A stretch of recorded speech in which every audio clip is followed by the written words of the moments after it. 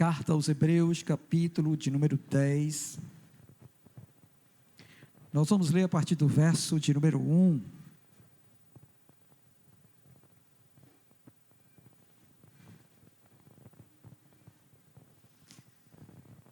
Carta aos Hebreus, capítulo de número 10, a partir do versículo de número 1.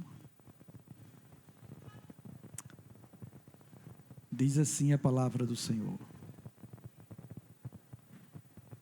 Ora, visto que a lei tem sombra dos bens vindouros, não a imagem real das coisas, nunca, jamais pode tornar perfeitos ofertantes, com os mesmos sacrifícios que ano após ano, perpetuamente eles oferecem. De outra sorte, não teriam cessado de ser oferecidos, porquanto os que prestam culto, tendo sido purificados uma vez por todas, não mais teriam consciência de pecados? Entretanto, nesses sacrifícios faz-se recordação de pecados todos os anos, porque é impossível que o sangue de touros e de bodes remova pecados.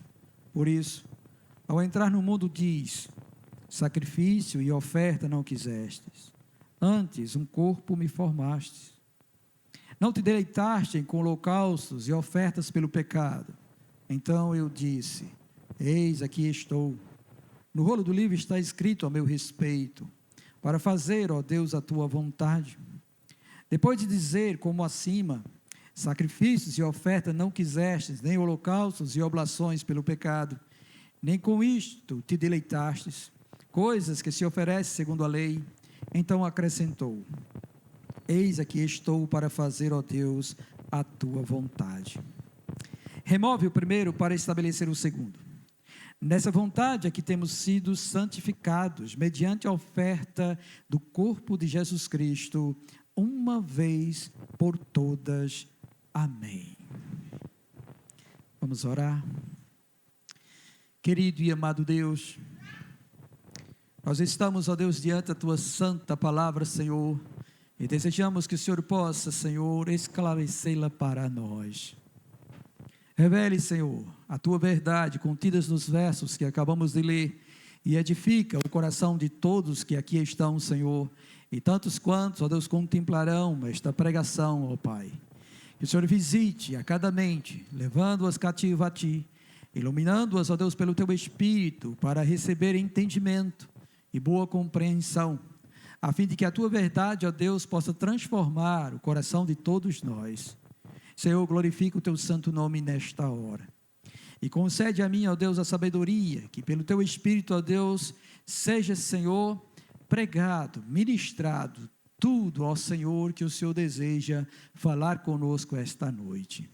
Então abençoa-nos, ó Deus, e abre, Senhor, os nossos olhos e os nossos ouvidos, para compreendermos a Tua palavra, em nome do Senhor Jesus Cristo. Amém. Amém? Glória a Deus.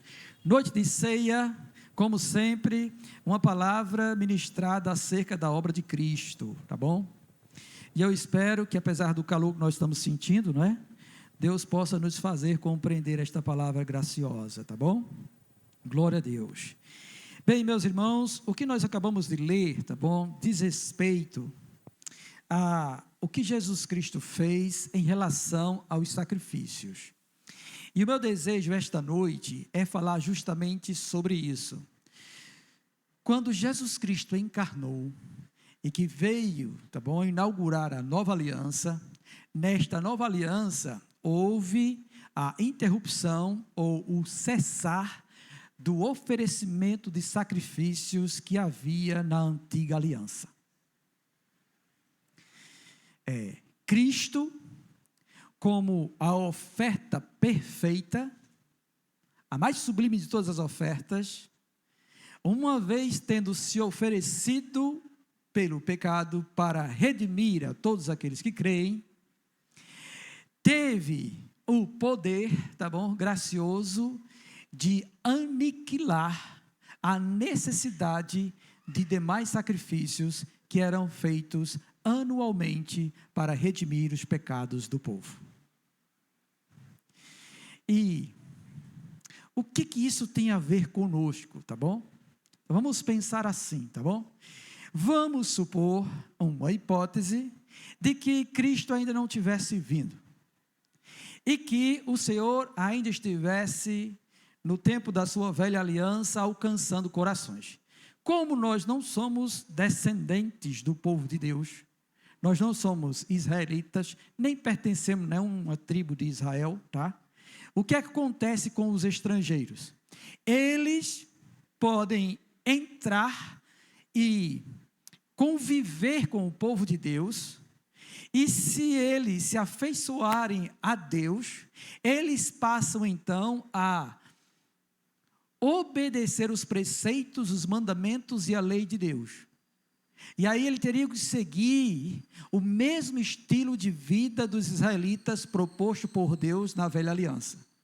Isso significaria que nós também teríamos que estar apresentando sacrifícios se nós quiséssemos ter comunhão com Deus.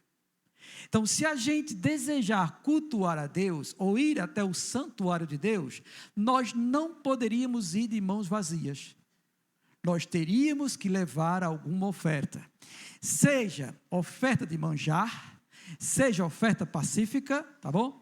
De manjar é oferta de gratidão. Digamos que Deus me abençoou na minha casa, na minha colheita, então eu vou ao templo do Senhor, cultuar a Deus, agradecer a Deus, então eu levo uma oferta de manjares para o meu Deus. Uma oferta pacífica, uma oferta de paz. Um holocausto ou uma oferta de pecado é para remir algum pecado. Se eu cometi alguma transgressão, se eu toquei num animal morto, ou se eu peguei em sangue, ou se eu tive leproso, eu então teria que apresentar uma oferta pelo meu pecado, pela minha transgressão, para poder ter comunhão com Deus e ser abençoado por Deus. Agora, irmãos, imagine isto sendo feito na observância de centenas de mandamentos da lei do Senhor, que nós teríamos que observar. Nós teríamos que observar a lei do Senhor, e se nós transgredíssemos em qualquer um desses mandamentos, teríamos que estar oferecendo sacrifício a Deus, para podermos ser aceitos por Deus, recebidos por Deus e abençoados por Deus. E quantas vezes isso no ano aconteceria? Porque certamente nós estaríamos transgredindo a lei do Senhor várias vezes, como nós fazemos continuamente também nos nossos dias. Então nós teríamos que estar oferecendo constantemente sacrifícios. Aí você já imaginou, se nós nos reuníssemos aqui, se isso fosse o templo do Senhor, vamos dizer assim, e cada um aqui tivesse que trazer um animal para ser sacrificado, o quanto de sangue teria que ser derramado aí, depois aspergido no altar do Senhor, não era? Uma carnificina só, muito cabrito, bode, boi sendo sacrificado. E fora, nos tempos das festas solenes, em que todo Israel teria que se dirigir ao templo, e todo mundo teria que oferecer sacrifícios a Deus. Aí vocês imaginem, milhares de animais sendo mortos, para terem o sangue aspergido diante do altar do Senhor, para remir o nosso pecado, para que a gente possa ter paz com Deus, comunhão com Deus, tá? E desfrutarmos do favor de Deus. Percebem como isso é bem assim, pesado, para que nós pudéssemos ter comunhão com Deus? E aí nós recebemos isso graciosamente por meio de Jesus Cristo, a remoção desses sacrifícios. Nós agora não precisamos oferecer estas ofertas, porque Ele inaugurou um novo e vivo caminho. Glória. Aleluia. Glória. E agora você pode até vir sem nada nas suas mãos e ser aceito por Deus, recebido pelo Senhor. E eu quero mostrar este ponto, tá bom? Acerca do que o autor de Hebreus trata aqui, no capítulo 10, acerca disto, acerca desta verdade grandiosa, refletindo com vocês em uma lei. São várias leis que o Senhor instituiu para Israel. Nós vamos pensar, vamos pegar só uma, escrita no livro de Levítico, capítulo de número 12. Então, por favor, abra sua Bíblia lá. É um capítulo pequeno, tá bom? Eu já pensei nesse capítulo por ele ser pequeno. E vamos usar apenas esse exemplo da lei para ver como nós fomos agraciados com a entrada de Jesus Cristo no mundo e sua obra que removeu este pecado, tá bom? O livro de Levítico, enquanto você abre aí, capítulo 12, deixa aberto aí, tá bom? O livro de Levítico é um livro que trata da instituição que Deus dá ao povo dele, depois que liberta ele do Egito e leva ele no caminho do deserto. Deus ensina ao povo como cultuar a Deus, como o povo deve se aproximar de Deus. E aí então ele escolhe a tribo de Levi para ministrar no santuário, que é o tabernáculo, tá bom? E ele dá instruções acerca de como deve ser o culto. Aí havia os sacrifícios a serem oferecidos. Aí logo no início do capítulo, ali, logo no início do livro de Levítico, tem lá as ofertas pelo pecado, ofertas de manjares, oferta pacífica, holocaustos, tá bom? Festa da Páscoa, o dia da expiação, tudo é registrado no início do livro, de como eles deveriam fazer para que Deus abençoasse ou aceitasse o culto ou a adoração daquele povo a Deus, tá bom? Depois disso, vinham as leis. Aí tinham as leis civis e as leis cerimoniais. E a lei moral também, tá bom? Essas leis também foram dadas por Deus para o seu povo, para o povo saber como deve viver de forma a agradar a Deus. Então, Deus entregou a sua lei. E domingo passado, quando estivemos ministrando aqui sobre a ira de Deus, eu aconselhei vocês a lerem o livro de Levítico e o livro de Deuteronômio, que diz respeito à lei do Senhor, tá bom? O livro de Êxodo também tem mandamentos e Números também apresenta alguns, mas a lei basicamente está escrita no livro de Levítico e no livro de Deuteronômio. No livro de Levítico tem a questão da adoração e tem outros mandamentos que foi dado à primeira geração que saiu da terra do Egito. O livro de Deuteronômio é uma repetição da lei e que foi dada a outra geração, porque a primeira geração morreu no deserto e foi repetida por Moisés na planície diante da terra de Canaã, para que o povo entendesse como deveria cultuar a Deus quando entrasse na terra prometida. E aí então ele institui algumas leis, e no capítulo 12 Deus dá uma lei em relação aos partos. Então vamos ler. O texto diz assim: disse mais o Senhor a Moisés: fala aos filhos de Israel, se uma mulher conceber e tiver um menino, será imunda 7 dias, como nos dias da sua menstruação. Será imunda, e no 8º dia se circundará o menino a carne do seu prepúcio. Depois ficará ela 33 dias a purificar-se do seu sangue. Nenhuma coisa santa tocará, nem entrará no santuário, até que se cumpram os dias da sua purificação. Mas, se tiver uma menina, será imunda 2 semanas, como na sua menstruação. Depois ficará 66 dias a purificar-se do seu sangue. E cumpridos os dias da sua purificação, o filho ou filha trará ao sacerdote um cordeiro de 1 ano, por holocaustos, e um pombinho ou uma rola, por oferta pelo pecado, à porta da tenda da congregação. O sacerdote oferecerá perante o Senhor, e pela mulher fará expiação, e ela será purificada do fluxo do seu sangue. Esta é a lei que dá, esta é a lei da que der à luz menino ou menina. Mas, se as suas posses não lhe permitirem trazer um cordeiro, tomará então 2 rolas ou 2 pombinhos, um para o holocausto e outro para a oferta pelo pecado. Assim o sacerdote fará expiação pela mulher e será limpa. Amém.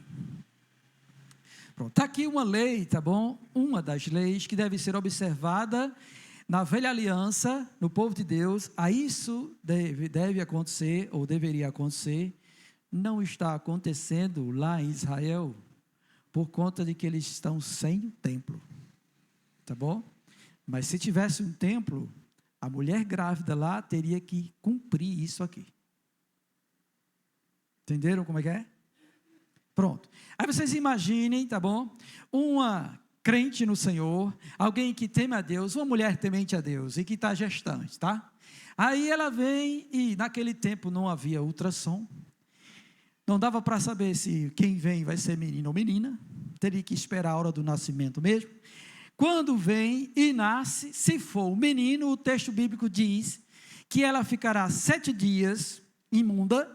No 8º dia ela vai circuncidar o prepúcio do menino, vai pegar a carnezinha e dar um corte, como se fosse operação de fimose, tá bom? E aí depois o texto bíblico diz que ela ficaria 33 dias lá, isolada, no período de sua purificação. Depois disso, completando-se esses dias, ela iria apresentar lá no tabernáculo, no templo, no santuário do Senhor, que Deus instituiu, um sacrifício, um cordeiro e uma pomba ou uma rolinha. Ou se ela fosse pobre, 2 pombas ou 2 rolinhas. Uma para o holocausto e outra para a oferta do pecado, que é isso que está dizendo aqui.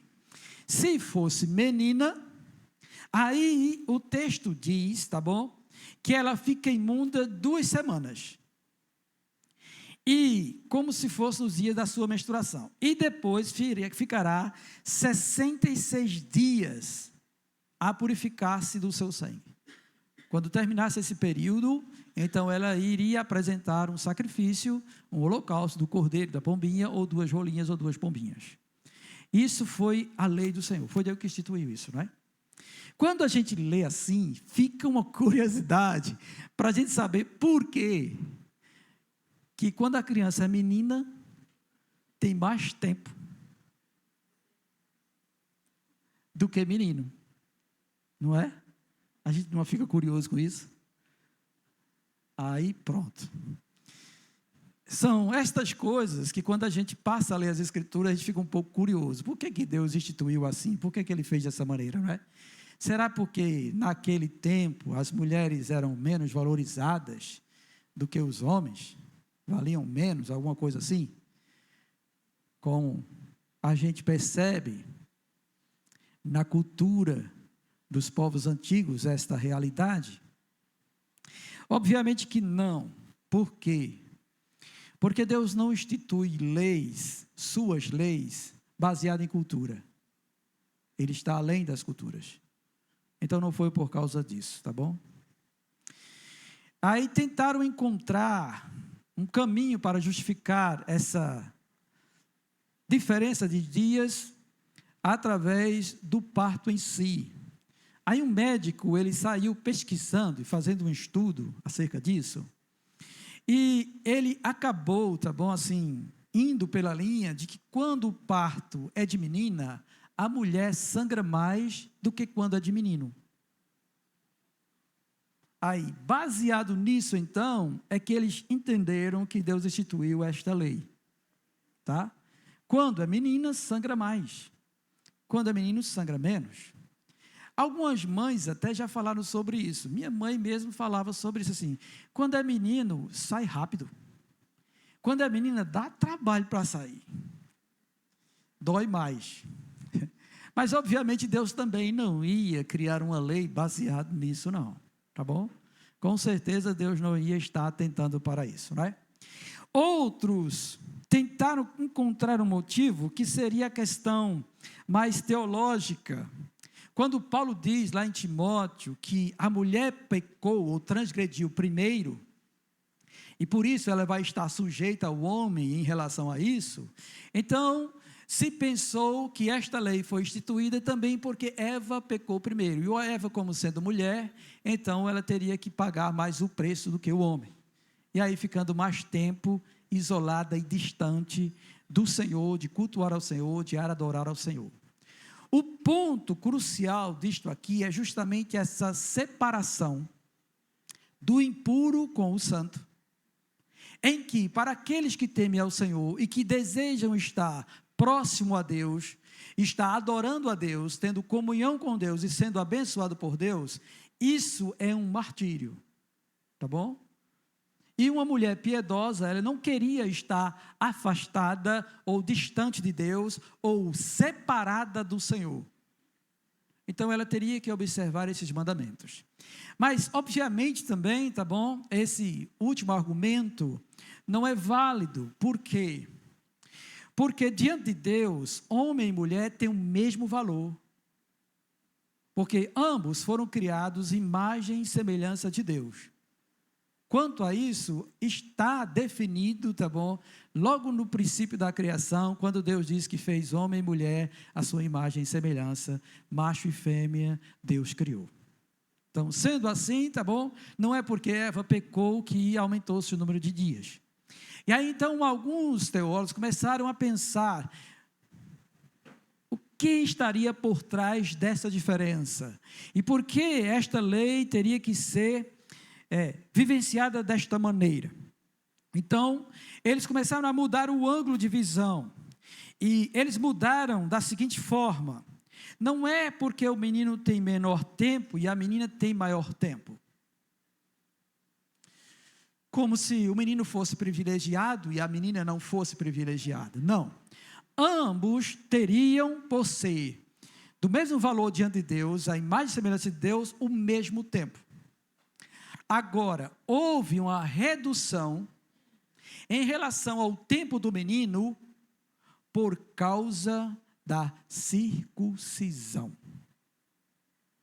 Olhando o texto em si, nós vamos perceber que não é a questão do parto ou do menino ou da criança, do menino ou da menina, que é pecado, porque dar à luz não é pecado. Tá bom? Ter um filho não é pecado, visto que Deus disse que nós deveríamos ser fecundos e povoar a terra. Foi um mandamento do Senhor. Também a palavra de Deus diz que filhos são bênçãos do Senhor. Então, o que acontece aqui então? O que acontece tem a ver com o sangue. Tá?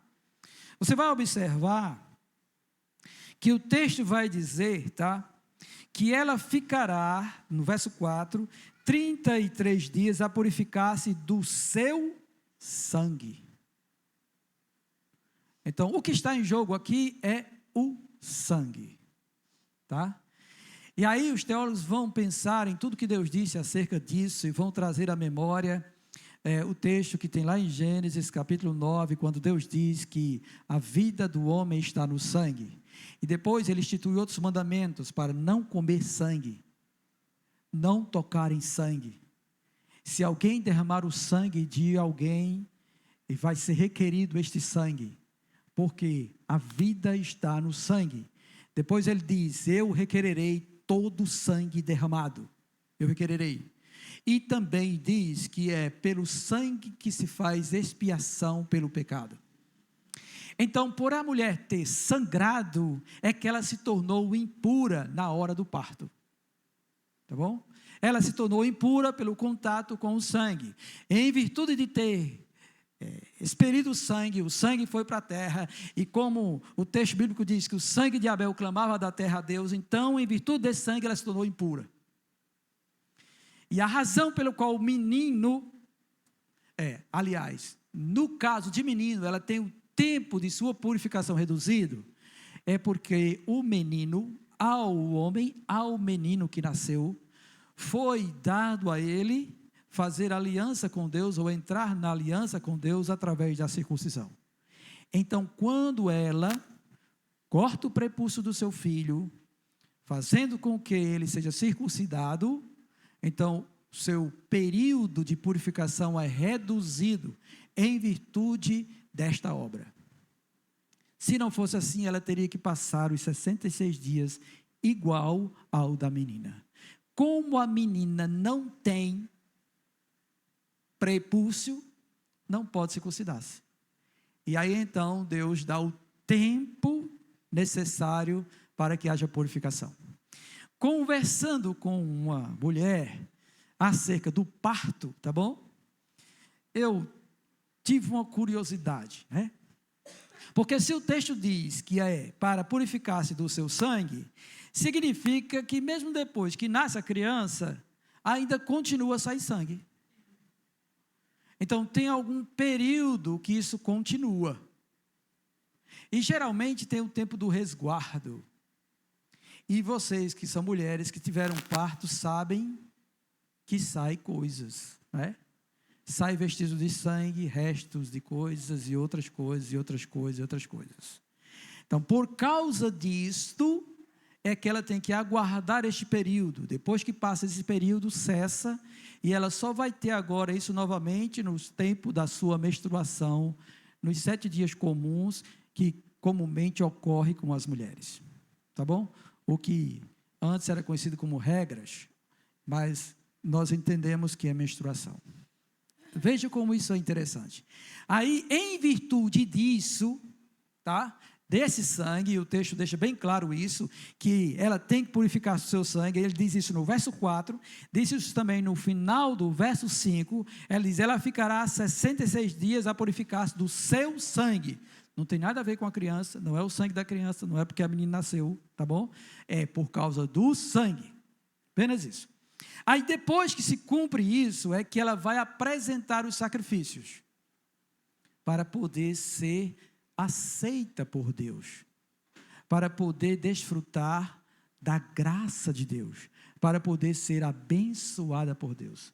Aí vocês imaginem o seguinte, tá bom? Alguém que ama ao Senhor, que deseja estar adorando a Deus, cultuando a Deus, seria impedido de fazer isso por conta de uma lei como esta. Então ela teria, no caso de menina, de ficar 60 dias, 66 dias, 2 meses em casa, isolada lá. E segundo a lei, tá bom, desta questão do sangue, que também é repetida no capítulo 15, acerca da menstruação e do fluxo seminal, tudo que ela tocasse seria imundo. Onde ela sentasse, seria imundo. Se alguém sentasse onde ela sentou, essa pessoa seria imundo. E não poderia entrar no santuário de Deus. Não poderia chegar lá. Só depois desse tempo, e que apresentasse o sacrifício, é que ela poderia chegar ao santuário para adorar a Deus. Veja, irmãos, quanto impedimento há. Agora, eu estou mencionando um exemplo de uma lei.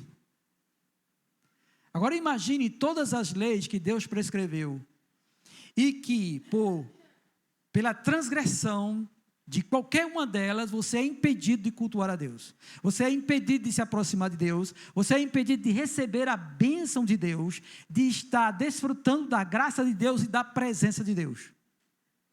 Aí onde está a maravilha trazida por Jesus Cristo?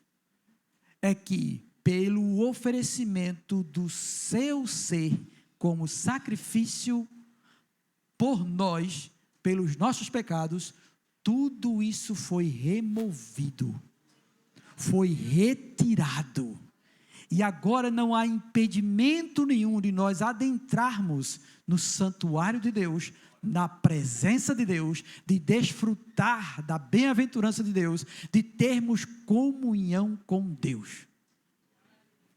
E é isso então que o autor de Hebreus está falando acerca do sacrifício de Cristo, tá bom? Agora pense também na grandiosidade disto, porque o texto que nós lemos lá em Hebreus, capítulo de número 10, vai dizer, tá bom, que esses sacrifícios, eles eram repetidos ano após ano. Ano após ano, ano após ano, ano após ano. Aí você imagine alguém que tem 20 anos, que observa esses mandamentos e tem que apresentar o seu sacrifício anual. Depois, no ano que vem, tem que estar de olho em tudo e tem que novamente apresentar sacrifício de novo para ser aceito por Deus e abençoado por Deus. Aí você pensa isso, 21, 22, 23, até os 80 anos de vida. Toda vez tem que estar realizando sacrifício para ser aceito por Deus, perdoado por Deus, abençoado por Deus, ter comunhão com Deus, ser abençoado com a presença de Deus em sua vida. Cristo, com um único sacrifício, removeu todo este peso da lei cerimonial sobre as nossas vidas. E aí o texto bíblico diz que uma vez tendo oferecido de uma vez por todas, o texto diz que é nesta vontade que nós temos sido santificados, no verso número 10. Antes disso, ele faz menção do Salmo 40, que nós lemos no início, onde o próprio Cristo é anunciado neste Salmo, dizendo que sacrifício e oferta não quiseste, antes um corpo me formaste, não te deleitaste em holocaustos e ofertas pelo pecado. Então disse eu, eis aqui estou, no rolo do livro está escrito a meu respeito, para fazer, ó Deus, a tua vontade. O próprio Cristo tinha consciência disto. E aí então, ele vai e fala no finalzinho do verso 9, remove o primeiro para estabelecer o segundo. Remove o Antigo Testamento e estabelece o Novo Testamento, a nova aliança. E nessa nova aliança, ratificada pelo sangue de Cristo, o texto bíblico diz, no verso 10, que mediante a oferta do corpo de Cristo, de uma vez por todas, nós fomos santificados. Bendito seja Deus, irmãos. Louvado seja Deus. Engrandecido seja o Senhor por isso. Aí, se nós estivéssemos lá no tempo deles, se a gente fosse em direção ao templo do Senhor, ou à casa de Deus, ou fôssemos cultuar a Deus, nós teríamos que estar levando um sacrifício para oferecer a Deus, para poder ser recebido e aceito por Deus. Cristo, uma vez que fez isso, e nós que manifestamos nossa fé nele, ele rasgou o véu, e agora nós podemos entrar na presença de Deus, nos santos dos santos, onde Deus habita, onde Ele está, nos apresentarmos diante do trono da graça, como diz o autor de Hebreus, e receber graça e misericórdia em tempo oportuno. Agora veja, irmão, como isso é grandioso para nós. E a dificuldade maior nossa é que nós não estudamos as Sagradas Escrituras e nós não compreendemos muitas coisas que são reveladas nessa carta aos Hebreus acerca disto. Mas quando nós começamos a ler o nosso texto, o texto bíblico diz no verso 1, que visto que a lei tem sombra dos bens vindouros, não é a imagem real das coisas, mas é sombra dos bens vindouros. O que ele estava dizendo é que tudo aquilo que foi instituído por Deus no Velho Testamento estava apontando para uma realidade superior e maior. E aquele tabernáculo e o templo de Salomão e o templo de Jerusalém era sombra do santuário celestial, onde Deus está. Onde Ele está sentado no seu alto e sublime trono. E hoje está Jesus Cristo à destra dele, intercedendo por nós. E a Bíblia diz, irmãos, que quando nós nos reunimos então, para estarmos diante do nosso Deus, nós somos elevados às regiões celestes. E todos nós podemos entrar ante a presença do nosso Deus e desfrutar dele. Agora, nós precisamos também vislumbrar uma diferença. Que diferença é essa? É que enquanto isso estiver fechado ao nosso coração, nós não conseguimos desfrutar da presença de Deus. E essa é a maior dificuldade no meio cristão. De nós mesmos que aqui estamos. Porque Ele está aqui. Mas muitos de nós não conseguem percebê-lo, nem senti-lo, porque o nosso coração está obscurecido, nossa mente ainda está presa às coisas terrenas, nós ainda estamos arraigados neste mundo, mas Cristo veio para nos desarraigar dele, para que a gente possa estar nas regiões celestes em Cristo Jesus. Alguns desfrutam disso, Por quê? Porque estão constantemente buscando conhecer estas verdades preciosas para nós. E isto enche o nosso ser de alegria indizível, sabendo que eu estou nele e ele está em mim. Oh, glória! Isso é que é grandioso para nós. E então todos vocês que estão me ouvindo esta noite precisam conhecer estas verdades e precisam crer que é desta maneira, a fim de que o Espírito Santo testifique. E o texto vai dizer isso a seguir. Nós vamos prosseguir lendo e vamos começar a encaixar mais coisas nisso. Olha só, nós lemos até o verso 10, agora pense comigo, me acompanhe a partir do verso 11. Ora, todo sacerdote se apresenta dia após dia a exercer o seu serviço sagrado e a oferecer muitas vezes os mesmos sacrifícios que nunca, jamais podem remover pecados. Jesus, porém, tendo oferecido para sempre um único sacrifício pelos pecados, assentou-se à destra de Deus, aguardando daí em diante até que os seus inimigos sejam postos por estrado dos seus pés.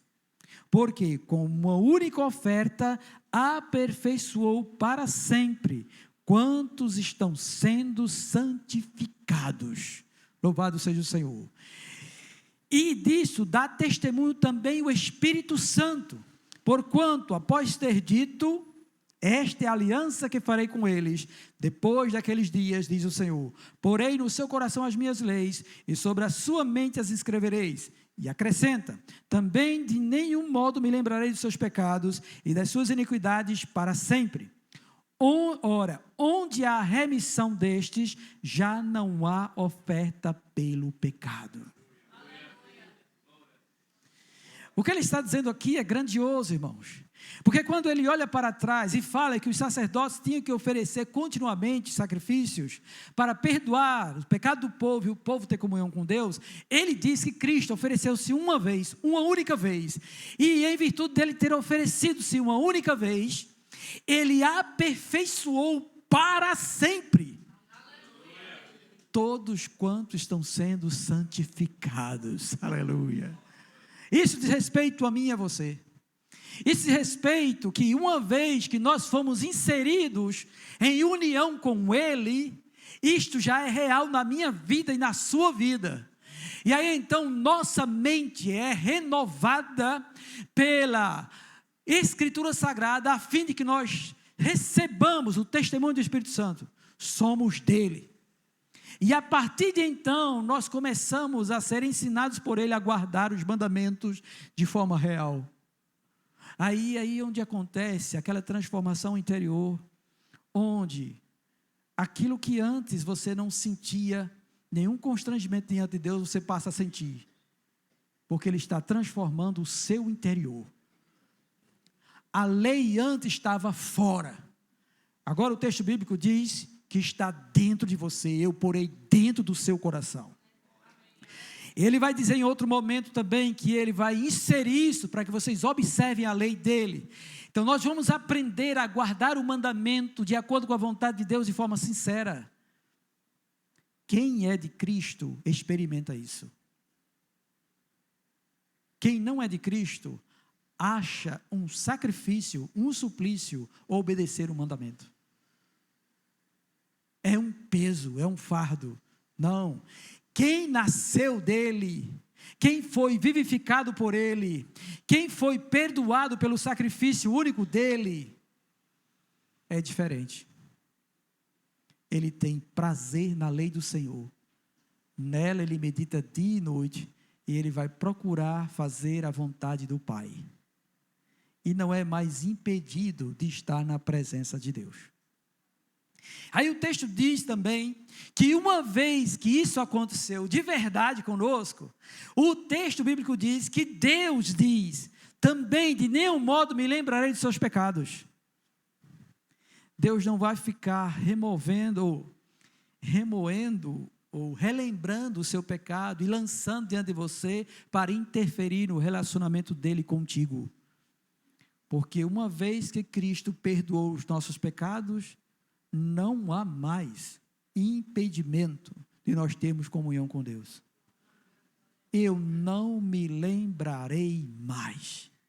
Isso não quer dizer que ele esqueceu todos os nossos pecados, não. Ele está dizendo que ele não vai trazer esses pecados para interferir na relação dele conosco. Então, o seu amor é real.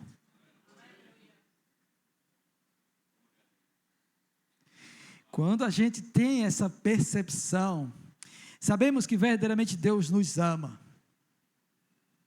E experimentamos o amor de Deus.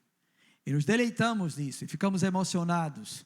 E também nos alegramos e nos regozijamos, porque o amor dele é verdadeiro. Diferente do nosso, é um amor genuíno. É um amor real. É um amor que você pode repousar em segurança. Bendito seja Deus por isso, tá bom? Aí depois que ele fala isso, ele se onda a remissão deste, já não há mais oferta. Então, não é necessário mais oferecer sacrifício, porque foi removido. Já foi removido.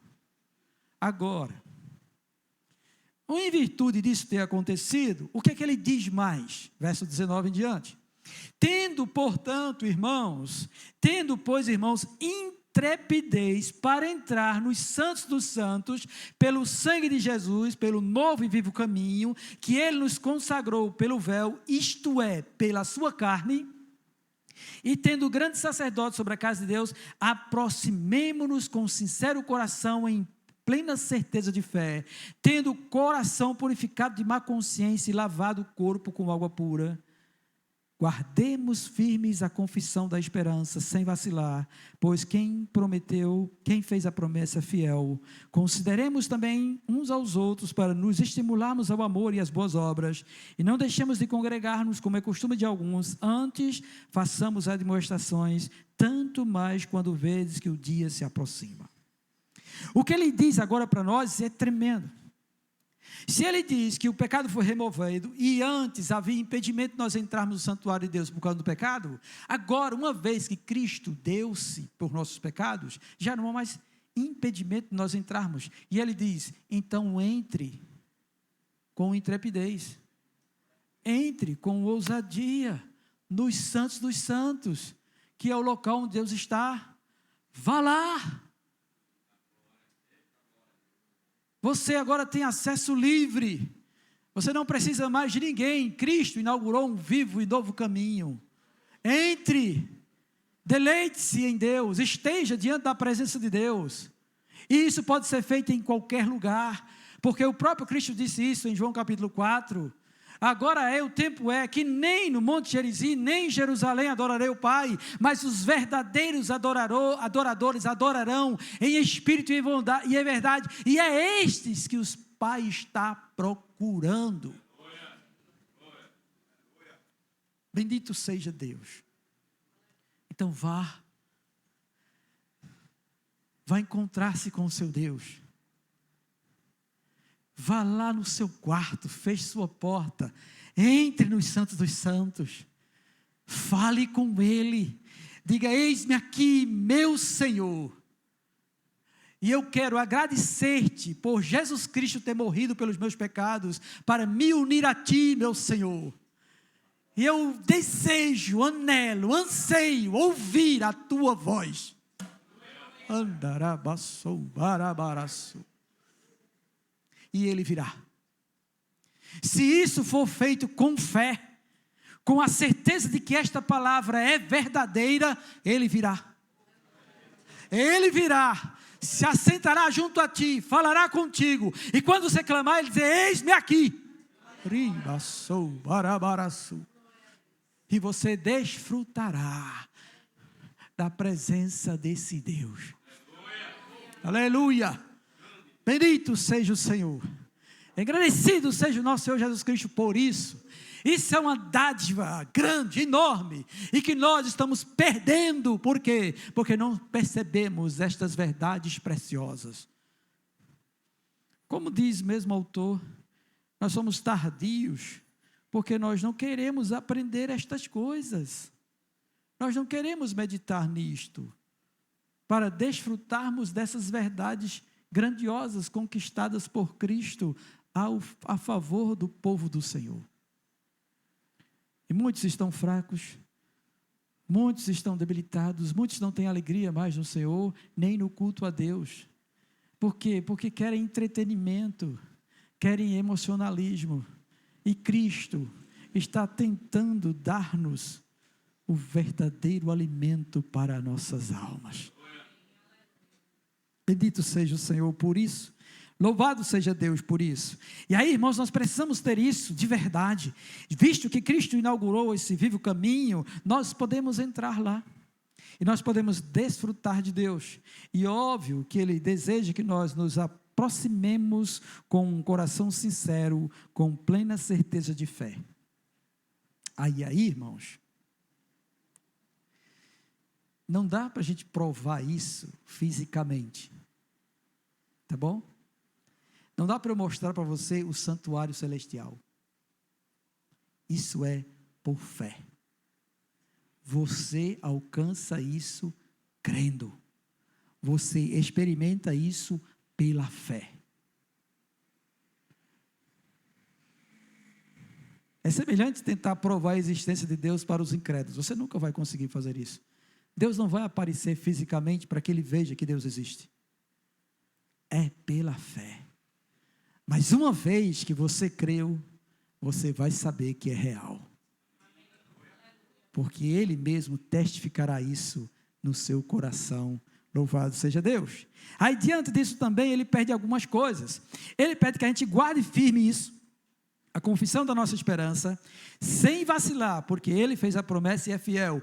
Ele diz que voltará, Ele vai nos levar para estar com Ele, e a gente precisa aguardar esse dia. Ele diz também que a gente precisa considerar uns aos outros, estimulando-nos no amor e nas boas obras, nas obras de piedade, no auxílio aos demais, e diz, nós não podemos deixar de congregar, porque se você deixar de congregar, você vai parar de crer, sua fé vai diminuir e você vai cair. Mas quando estamos congregando, Deus está em nosso meio, e Ele usa os seus servos para nos instruir em sua verdade, a fim de que sejamos alimentados, fortalecidos, para perseverarmos mais e mais, até esse grande dia. E Ele pede que nós venhamos a demonstrar aos outros também, até que o dia chegue. Agora, há uma ressalva a considerar, e a gente precisa bem pensar nela. Não é maravilhoso saber que por causa de Cristo foi removido todo impedimento da gente ter comunhão com Deus, entrar na presença de Deus, desfrutar de Deus? É maravilhoso isso. É maravilhoso Deus ter anulado todos os sacrifícios do Velho Testamento, porque nós não teríamos nem condição até hoje de cumprir isso, até porque nós não criamos bicho. Teríamos que comprar cordeiro em banda de lata, pombo, rolinha, para poder estar oferecendo continuamente diante de Deus. E nós não temos condições disso. Talvez muitos de nós aqui, irmãos, estejam andando no aperto, com um salário mínimo assim, que é só para subsistir. Mesmo assim, devemos estar alegres, porque o Senhor está conosco. Louvado seja Deus por isso, não é? Mas Ele diz também, uma vez que a gente sabe disso, uma vez que agora a gente tem entendimento disso, então, não vá viver pecando não. E é isso que ele fala nos versos seguintes, a partir do verso número 26. Porque, se vivermos deliberadamente em pecado, depois de termos recebido o pleno conhecimento da verdade, já não resta sacrifícios pelos pecados. Pelo contrário, certa expectação horrível de juízo e fogo vingador, prestes a consumir os adversários. Sem misericórdia, morre pelo depoimento de 2 ou 3 testemunhas, quem tiver rejeitado a lei de Moisés. De quanto mais severo castigo julgais vós, ser considerado digno aquele que calcou aos pés o Filho de Deus, e profanou o sangue da aliança com o qual foi santificado, e ultrajou o Espírito da graça.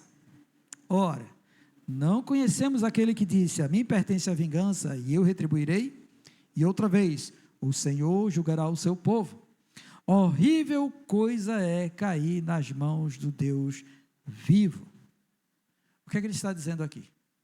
Ele está dizendo assim, se você agora tem conhecimento disso, de que por meio de Jesus Cristo, os seus pecados foram perdoados, e que você agora tem acesso a Deus, se você deliberadamente, já tendo conhecimento de que Deus não se agrada do pecado, vai viver pecando, então não resta mais perdão do seu pecado.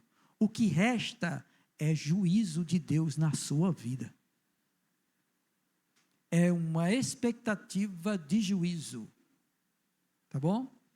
E aí ele está dizendo em alto e bom som, que a graça não é tão de graça, que você precisa considerar o que foi feito por Cristo na cruz a seu favor, que ele deu a vida dele, suportando a ira de Deus contra o seu pecado, lançando sobre ele. E agora que você tem o perdão dos seus pecados e tem acesso a Deus, como é que você vai viver pecando? Já não resta mais perdão dos pecados, o que resta agora é o juízo de Deus, uma expectativa horrível de juízo e fogo vingador, prestes a consumir os adversários. Aí é onde ele faz o alerta para nós, e ele diz, olha, se antes na lei, por o testemunho de duas pessoas, haviam rejeitado a lei de Moisés e eram condenados, eram mortos, muito mais agora que você sabe que Jesus Cristo morreu pelos seus pecados para unir você a Deus. Se você pecar, você merece maior juízo. E aí ele diz, tá bom? Que esse pecado é em relação a calcar aos pés o Filho de Deus, desconsiderar o que Jesus fez por você, tá bom? Também profanar o sangue da aliança, também com que você foi santificado, e também ultrajar o Espírito da graça, que é você entristecer o Espírito Santo no qual você foi selado. Porque todo crente que recebe Jesus como seu Salvador, recebe o Espírito Santo. É quando você peca, você ultraja o Espírito que está dentro de você. Você entristece ele. E ele está falando que você vai receber o juízo justamente por isso. Primeiro, porque você está desprezando a obra de Cristo. O que ele fez por você. Segundo, porque você está profanando o sangue. O sangue que libertou você do pecado. E terceiro, porque você está entristecendo o Espírito Santo que habita em você, que é cristão. Então, você é merecedor do juízo de Deus. O que é que Deus pode fazer com você? Pode tirar uma perna, pode tirar tudo, pode apertar você. Ele pode fazer o que ele quiser para julgar você, porque você está deliberadamente, depois de conhecer a verdade, pecando. E aí o texto diz que a ele pertence a vingança, ele vai retribuir. Também diz que o Senhor julgará o seu povo. Também diz, horrível coisa é cair nas mãos do Deus vivo. Então há um alerta para nós, e a gente precisa levar em consideração isso. Aí nós sabemos que existem mandamentos dados a nós. Cristo deixou os seus mandamentos para nós obedecermos. Os apóstolos também deixaram os seus mandamentos para nós obedecermos. Se depois de nós conhecermos Cristo como o Senhor e Salvador, e saber que Ele fez a sua obra por nós, nós ainda continuarmos pecando, então nós somos merecedores do juízo de Deus. E não se engane, Ele vai julgar. Ele vai descer a mão com força, porque você não é mais menino, nem está enganado. Você está ciente da verdade de Deus. Tá? Então, é um alerta para nós. Cuidado, não peque mais. Não seja negligente para com Deus, porque Ele fez o que ninguém poderia fazer para salvar a sua vida e reconciliar você com Ele mesmo. E não existe nada melhor do que estarmos em paz com Deus, já, irmãos? Não existe deleite maior, não existe alegria maior para o crente de ter a convicção de que Deus está conosco, de desfrutar da paz do Senhor, de, em meio a uma circunstância adversa, você experimentar graça de Deus, tá bom?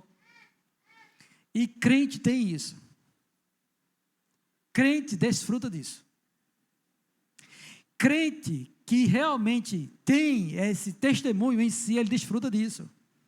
O Senhor permite que nós passemos por adversidade, mas em meio à adversidade Ele está conosco, Ele está conosco, e Ele não nos deixará revelar os pés, Ele vai cuidar de nós, Ele vai dar o livramento, Ele vai mostrar que está conosco, para que a gente se regozije nele, e não se aparte dele, e se deleite nele, e louve a Ele, e adore a Ele, e ame a Ele, e entregue sua vida a Ele. Por isso, irmãos, venha para o culto, venha servir a Deus, não ponha impedimento, venha estar diante dEle, é muito melhor, tá bom? Não sejam negligentes, nem sejam pecadores, para que o juízo de Deus não vos afete, mas recebam essa dádiva de terem sido reconciliados por Cristo, e que você não precisa mais trazer nenhum sacrifício para estar diante dele.